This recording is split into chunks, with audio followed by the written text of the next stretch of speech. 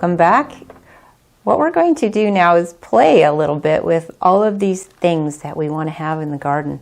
And what I have noticed with most people's properties is that they have a lot of things that they'd like to have, and once they start placing it in the yard, it feels too messy. So I've got some examples here on the plan, and people might like to have a hot tub, for example. So often things just get plunked where they seem to fit. So it might sit somewhere over here, and they want a table and 4 chairs. So it kind of, well, let's put it close to the back here, and we're going to have a barbecue. So, well, there's the gas meter, so we'll put the barbecue here.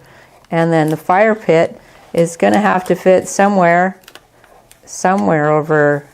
Yeah, we're just kind of trying to find a space for it. And it's like, well, do we have room for a swing set? Yeah, we might fit it there.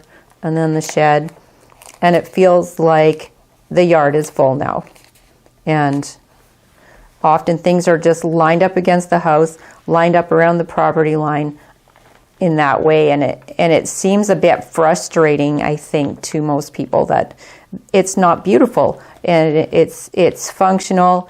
It isn't even really all that easy to maintain because you're having to cut grass around things. You come out the back door and you're walking right into your furniture, and everything just seems a little bit cluttered.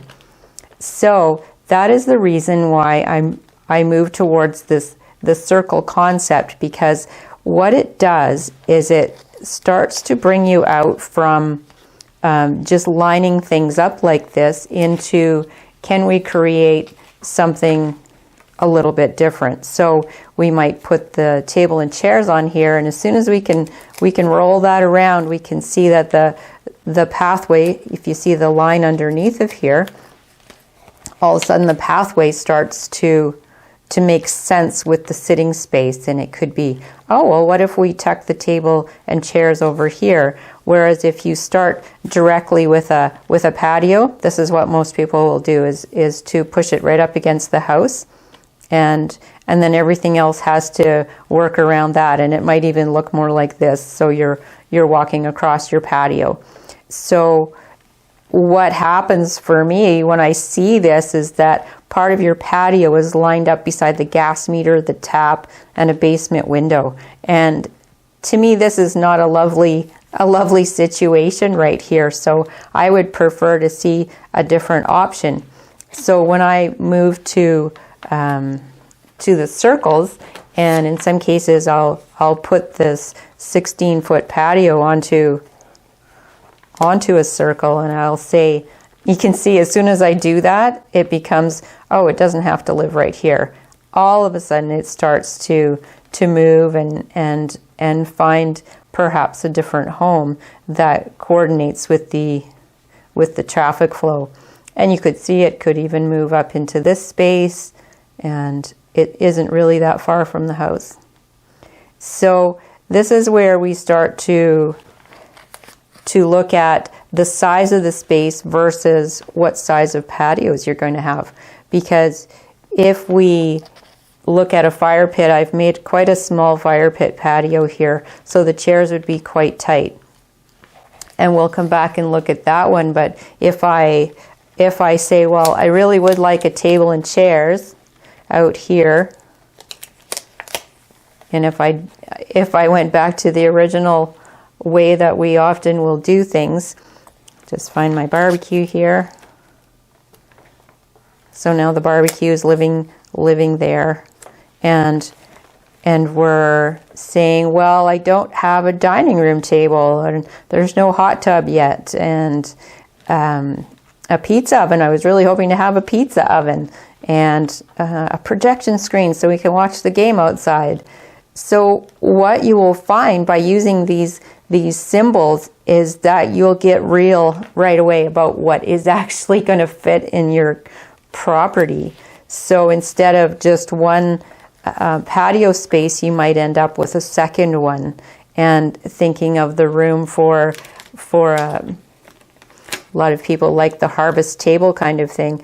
And as soon as I put another 16-foot patio with a really big harvest table, I see, oh, well, that's barely going to fit unless I put it on an angle. So right away we're going to say, well, perhaps our table gets, I'm just going to cut it smaller. Perhaps our table isn't quite as long, and we go something like that. So it's a table for 6 instead of 8, but it still has that lovely harvest table feeling. So you will also look at around the furniture and say, is there room to pull the chairs out and still get around? And that will help you determine which way this furniture might go. Maybe it lives more this direction. And then maybe we move this one over so that part of the walkway is going past all of these things. And then we decide, wow, what about the fire pit? And the fire pit patio could even extend off of this dining area. Something like that. So we're starting to pull things in a little bit tighter, a little bit more real as far as what will fit into this space with our traffic flow.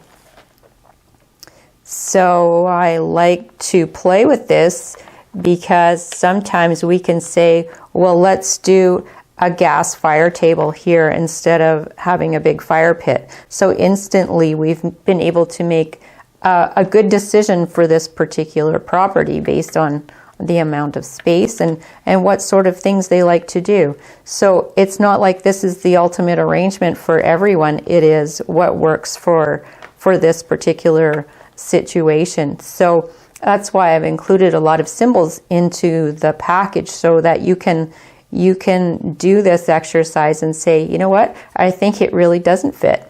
And we're going to look at the bigger picture of each room in the context of what, actually that circle might be a little big, so we'll go back to this. So creating a room here. So as soon as I put this bubble over top, what I see is that there's room to create some garden space around the edge of the patio right here.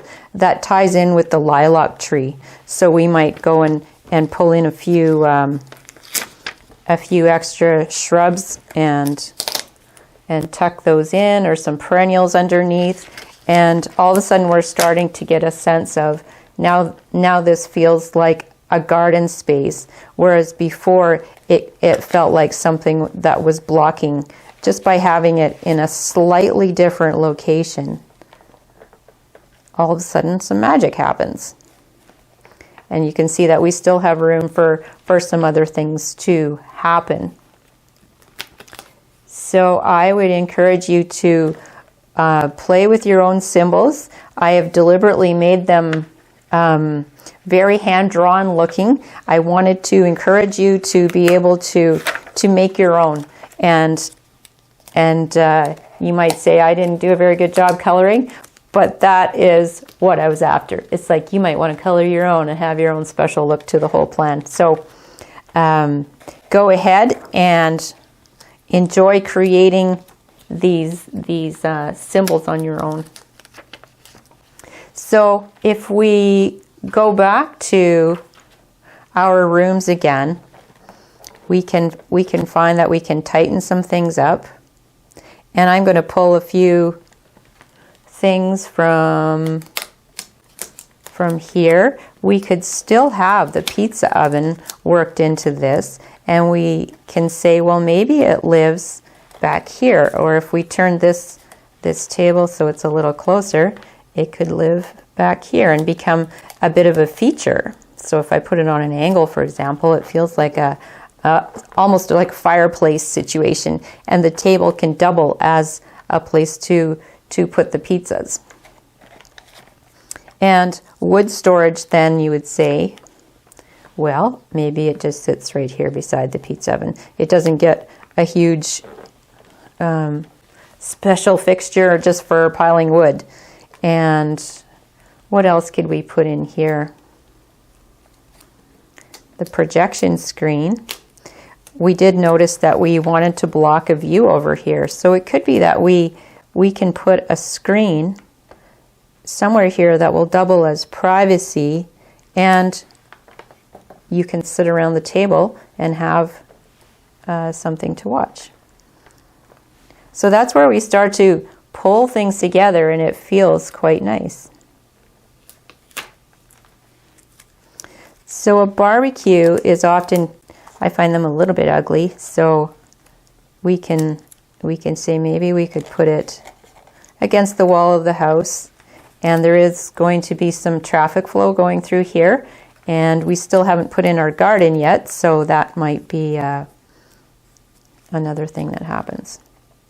So over by here, if you really wanted to do a countertop, that could be a place for that.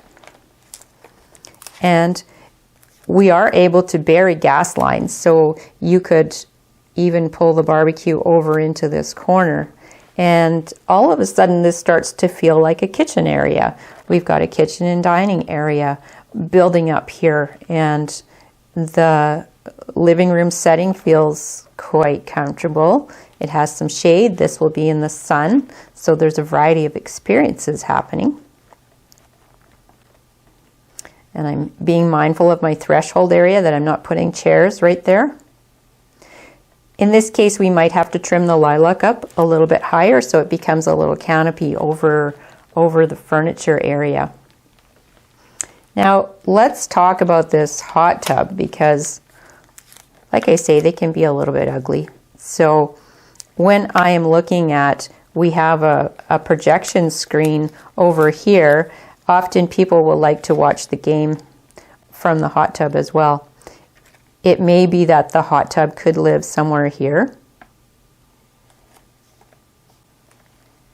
And there's room for the lid. I'm always thinking of where's the lid going to go, because if you had the lid facing the dining room furniture, that wouldn't be very pleasant. So what I see here is that we have a screen happening already, so perhaps we will make another one. I'll just look for my other screen symbol here, or an arbor even. It could be some kind of structure that sits into here, and we put vines on it, and that becomes a little bit of privacy for the hot tub, as well as giving us a sense of a wall here. So now I look at, I have kind of blocked my traffic flow into here, and this is where we can do a pretty quick adjustment by moving the whole furniture situation that way. You can see how easily that was done. A small noticing caused something to shift. And what I'm noticing here is that my traffic flow still works through here, and it flows nicely to here, and it flows nicely to the hot tub, and it flows past. So there's a lot of things that are happening here, but it's starting to land. I call it land, where it kind of just starts to feel like it's, oh, this could work. This could be quite lovely. And when I'm looking at things like a shed, I will find spots where it can tuck behind other things. So it could be that we have a shed that just goes behind this countertop, and the back wall of the shed becomes like a backdrop for your countertop. So it's like a backsplash, and you could tile something really beautiful right there. And most people automatically just plunk the shed, somewhere in the corner, and then what it does is it blocks the whole space, because if I had had a shed sitting here already, then it would feel like I couldn't do anything with that whole space. It just seems to take up a lot of room and presence. So you can look at the shed could go out here, or the door. I'm looking at where the door is as well. We could change the door to be this way. And then what I notice is that perhaps I can do a garden box on this side of the shed. Or maybe it goes this way. Because the next piece that I'm looking at is how are people getting in and out of the garage. So It's a bit of a tight turn, so we could easily put a garden box here and it wouldn't impact this turning radius. And you could grow a few climbing things up against the wall of the shed. So you can see that we're starting to massage how the whole thing goes. And right away I'm thinking, oh, maybe I can move the shed right here and put the garden box behind the countertop. And once again, if I put a trellis along the back of the garden box, I can grow vertical vegetables and flowers, and that still creates that backsplash kind of feeling for the countertop. So that's how you start to play, and you're watching your traffic flow. We're still able to walk through here with at least 4 feet of space. The threshold isn't messed up. We got a nice sunny spot for our garden box. And often the garden box would have ended up right here along the house, the shed there, and everything feels like there's no possibility. So I'm starting to like how this feels. And then we would move into a service area. So the things I've left on the table so far are the fire pit, but we decided to go with a gas grill, or gas fire pit, and we could have a few flower pots to sit beside some of these chairs, which adds a little bit of color, and even pots of flowers, you know, maybe one beside the hot tub stairs. So these could be containers that are for growing your herbs, perhaps, and extra growing containers. So we have left off the smoker. The smoker is something that could live inside of a shed and get pulled out when you're needing to use it. And because we made a large countertop, we could have room for a grill here. So the big thing left are the swings. And swings are interesting in that they take up so much space, but when they're not being used, they look kind of not that exciting. So I will put them in places like, I'm always watching where the swings actually go towards, and you might want to put them in a spot like this. I'm a big fan of making tall posts and a beam and having adult swings for the most part on the swing structure, as opposed to small swing sets. And these will last a lot longer. They can look very structurally interesting. And when you're not using them, you can actually put a hook on the side of the post here and draw the swings to each side. So when it's not being a swing, it's a place that is easy to walk through. I will look for places to do just even one swing. So if we cut this in half, we could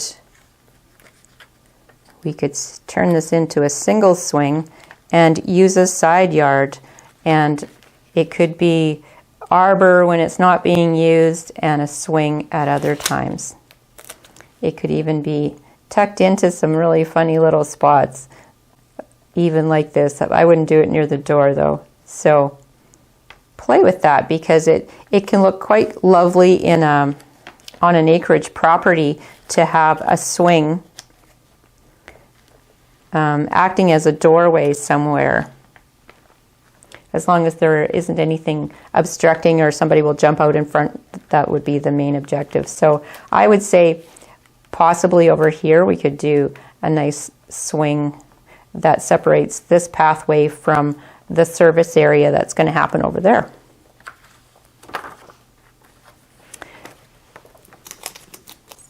So I'd like to bring in the service area next and see what is going on. We have a lot of things we want to store. We have a dog run. Dog runs are interesting because I made it 5 by 10, but of course you can make it any shape or size.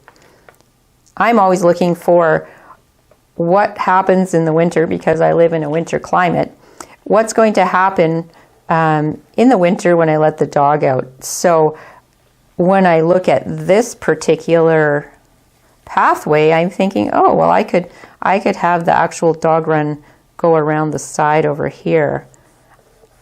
So therefore I could train my dog to go this direction in the winter time instead of out here where I might still have a piece of lawn. And what else is going to happen here? We have a hobby shed. So of course, putting a shed right where the swings are going to go is not going to fly. And we did end up putting a smaller shed over here.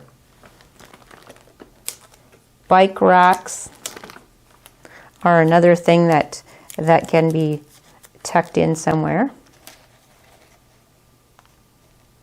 So I'm going to move my swing down a little bit. So I think we're creating quite an interesting living space, and I think it's time to add some of these service area elements into our plan.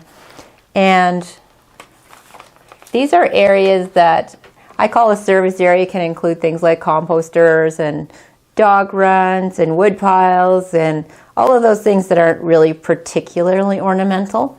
And I will sometimes include what I call a cutting garden. So you might have a flower bed that doesn't look all that great because you cut all the flowers off of it, so that to bring them into the house, for example. So it's nice to have a lovely cutting garden somewhere where you can just go and snip away things like tulips and poppies and peonies. They look really awesome when they're in bloom, and then when they're done, maybe not so exciting. So those are examples of what I would be putting into a cutting garden. Now, a dog run is often a bit challenging because we don't really want to sit beside it, and depending on the size of your dog and what the purpose of the dog run actually is will determine how big it is. So most of us think of the dog run as a place where they do their business and then they come back in the house. Some people actually have outside dogs, and so the run would need to be larger.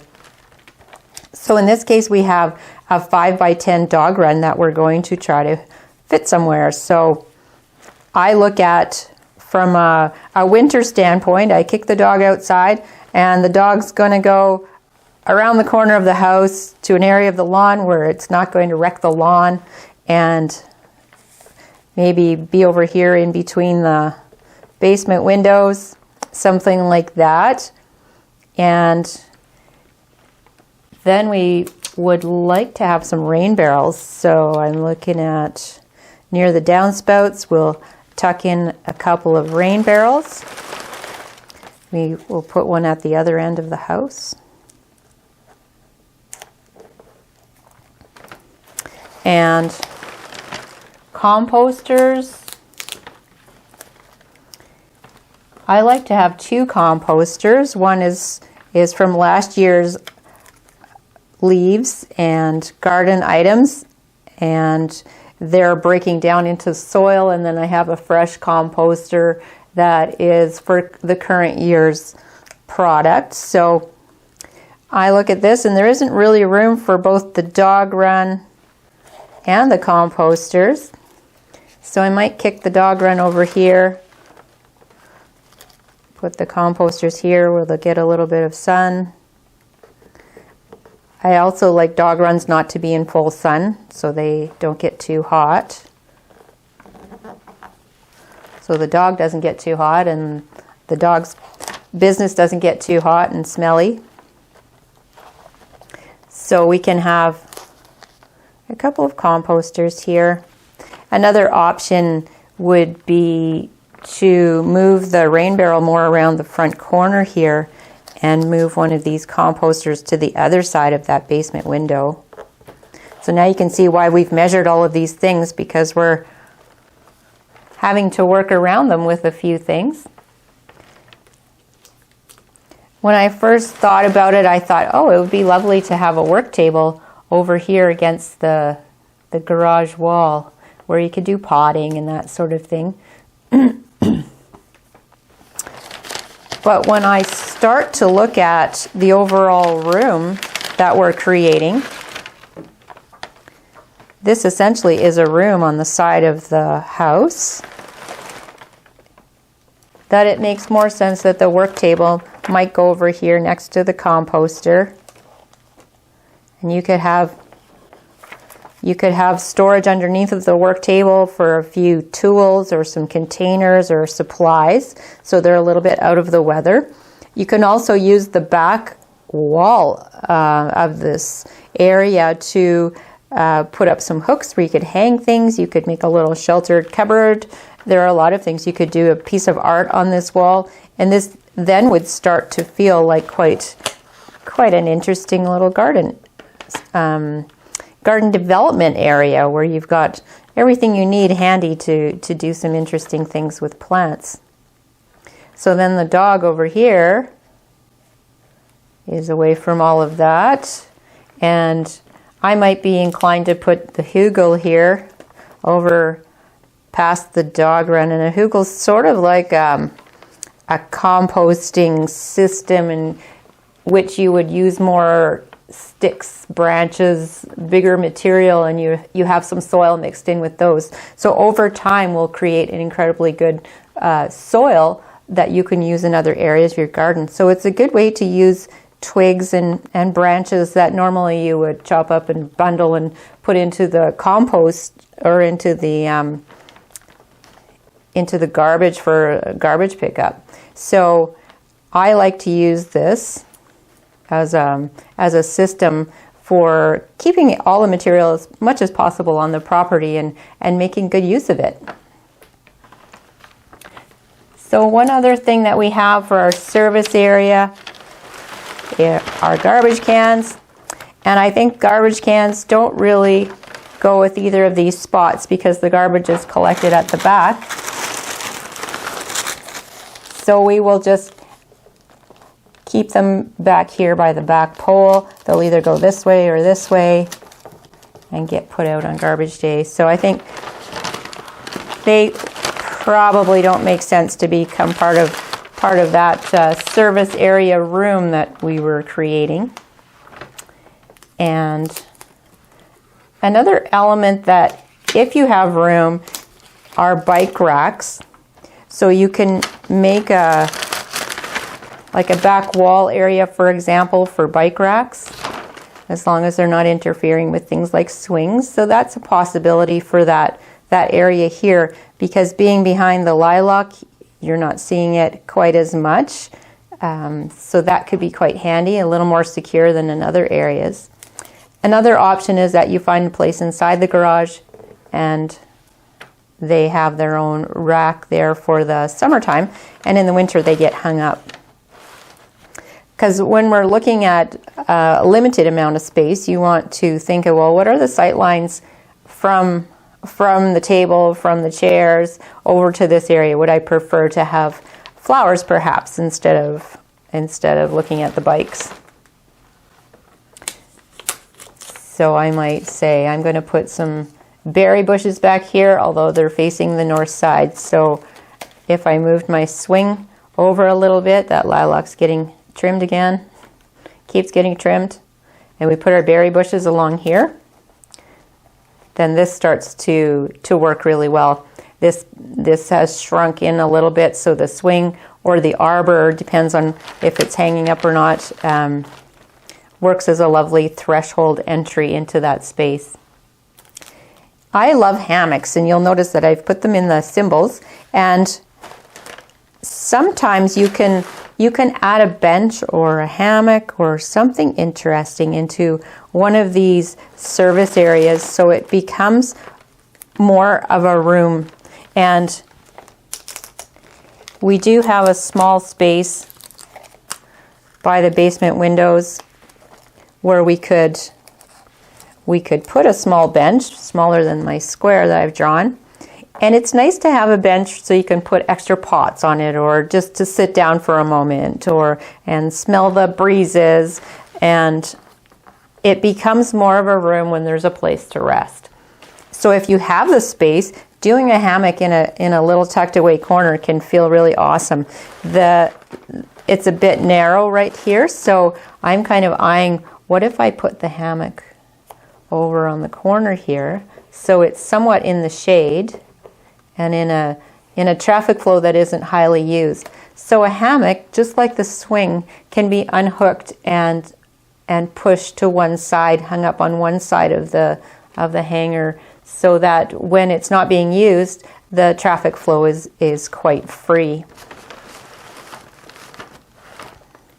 So if I added another plant in here, somewhere about there, now the hammock's starting to feel like it's in its own little piece of nature. I could move that down a bit. So it's starting to feel quite nice. Now when I placed this plant right here, what I noticed was it started to make the lawn feel a little smaller. And I consider the lawn to be one of the biggest elements in the garden. And it's something that we will often think of as, oh, I'm just going to put a wiggly hose along here and make some kind of flower bed lawn shape. I always look at it as, can I create a little bit more drama with the lawn? So for a smaller property, I will use one single curve for the grass. And what it does is it causes a large room spaciousness to this whole area. Whereas if I just go in here with a small piece of grass, it can work quite well. You can see the radius got tighter. So whatever is outside of this line becomes planting bed or sidewalk, because we haven't marked the sidewalk in yet. So over here, this is going to be planting and walkway. Whereas when I used the bigger circle, this was all grass, except for, again, the walkway over here. Depending on what your goals are, but I like to keep the lawn fairly simple shape. So you can see the lawn would end here, right at the arbor or swing area, and just curve around. So we might do a little bit of planting in here and leave room for the walkway.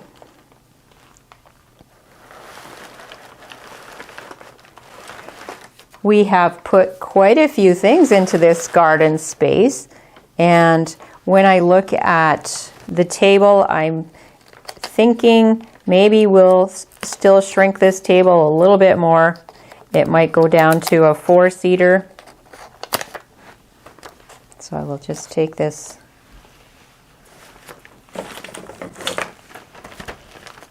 extra 2 chairs and cut it off.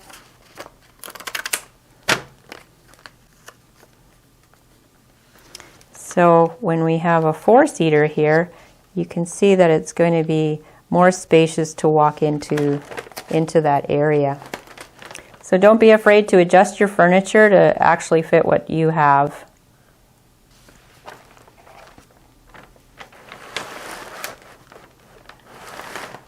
Now when we're looking at priorities, in this case the entertainment area was more of a priority than having extra lawn space or having a playground or a he shed or a she shed out here. So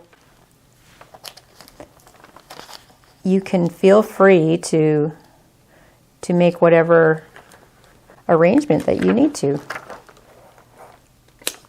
along the similar way we've just laid it out. So what I wanted to show you now is, what if we, just going to put these onto a circle here for a moment.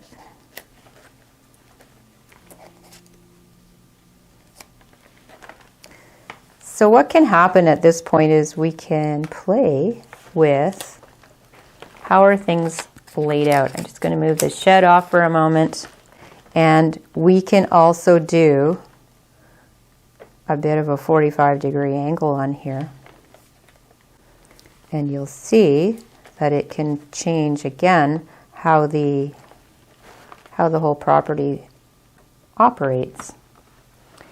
So if you're not sure how to make a 45-degree angle, you can just cut out a square of paper. So I cut out a square 30 by 30 and I folded it over, and that leaves me a 45-degree angle. So if I put it on against the wall of the house here, that makes a 45. So I'm not like just faking some strange angle here. You can get a good sense right away of what a 45-degree angle would look like. So as soon as I turn it, it changes a lot of things. I will often do 45-degree angles in places because what happens is you end up with a longer feeling yard. So right, the way we had it before, it's about 30 feet. But as soon as I turn it this way, because of the angle, it can feel like almost 40 feet long. So visually we gain a lot more depth to the living space. You can see that we have to adjust some things. Sometimes some corners have to be cut off, or we bring them in a little bit, change where the furniture goes.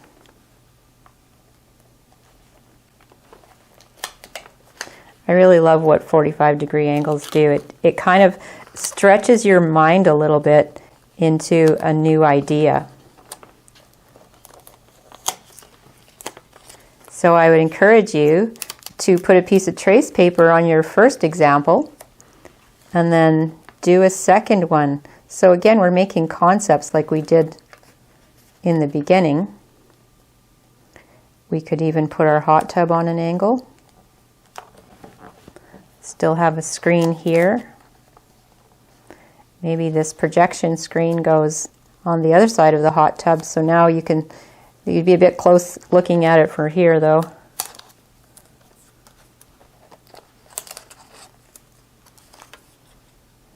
So now the pizza oven probably fits better this way.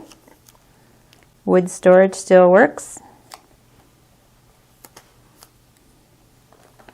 And then we decide where the screen might go. And it might be over here, giving us some privacy from the back lane.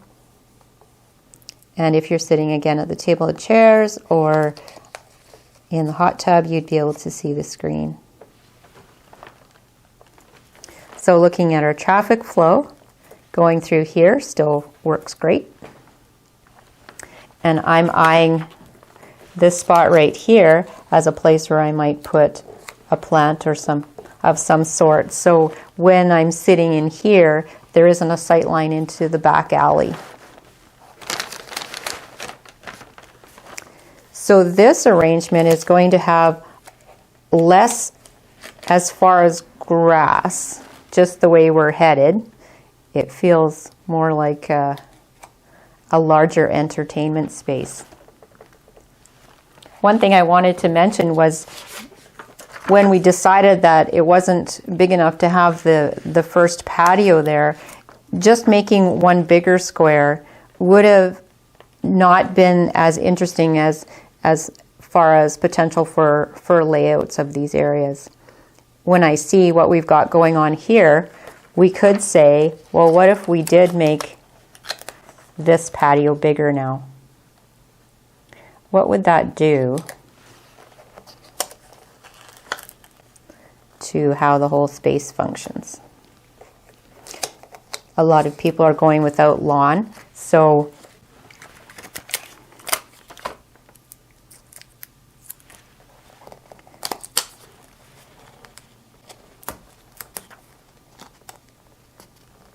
when you go without lawn, the challenge is what is going to be there instead of lawn.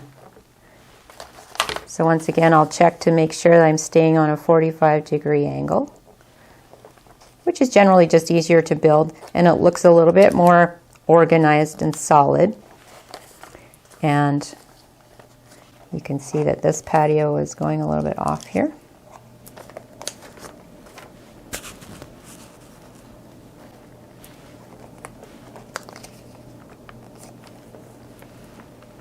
So I love how that feels. If I look here, we're definitely a good 40 feet with our living space now going that direction instead of the 30 feet, the 30-foot feeling anyway. And my hammock still works. I have a corner I'm going to cut off, and that'll just mean that I have to move some of my furniture this way a little bit to fit it in. So remembering that when we look at traffic flow, it doesn't have to be straight. So if our flow goes through here, I think that works fine. Another concept that I will talk to people about is, does one area feel like part of the party in relation to the other area? So if you have barbecuing happening and some dinner, does it feel like this sitting space does it feel like this is part of the party, or is it its own party? And you'll find this more common on acreages, where if these two sitting areas were too far apart, they would not feel like the same party. And the same with the hot tub. I will often look and say, well, do I want this to feel like the guests would be in the hot tub as well, or is it going to feel more of a private type of thing? If it were to be a private thing, I might move it over into a space like this and have it hiding a little bit with the arbor, maybe a screen on this side and maybe another screen on that side. And so it feels like it's in its own little pocket, and it would be invitation only for people to use it. So be aware of when you're connecting things, do they make sense? The hammock, for example, might not feel as good if it were right out here in the open, whereas back here it feels like if there weren't guests around, you could go hang out, or if there was somebody who was at the party, was a little less social, they could tuck themselves into a spot like that, and it would be great. Then we move back to what happened to our shed and our garden box. And I'm thinking we could still do a garden box back in behind here. We could either have it go along the wall and have an extra box here, or just do something like this. And again, have a trellis coming up. So between the projection screen and the trellis, we have privacy for that direction. And the shed itself starts to feel like maybe it could work into another place, even back here. So then you would prioritize shed versus swing and see how that goes. Having the extra patio space can feel quite lovely if you're into container gardening. It will give you some room. For example, along the hot tub, you could have some containers. That would be in a nice sunny spot, and you could grow quite a few herbs, tomatoes, that sort of thing that like a lot of sun. So when I just put that pot there, I'm thinking, wow, if I had a little bench or something, I could put a bench there. We'll just call this a bench. Out beside my garden box. Depending on how busy your back lane might be, you can do temporary screening structures across this back area in the summertime. If you were to do that, what you would find is that you would be able to use your fire pit back there. You might be able to put a temporary swing if you had some posts that worked out. I've seen a lot of creative solutions to backyard driveways. And one thing you could do is to make a fire pit back here for the summertime and park out on the street. You could have your chopping block out here and your wood pile, and it would look really, really kind of cool. So what you do for this screening part is to have some rolling panels of lattice. You could have rolling containers of planted things. like they use for parking lot planting beds. You could have a bench swing that sits at the back with a couple of containers on either side. That would look amazing. And then you can have your fire and open up the garage and use it as extra living space.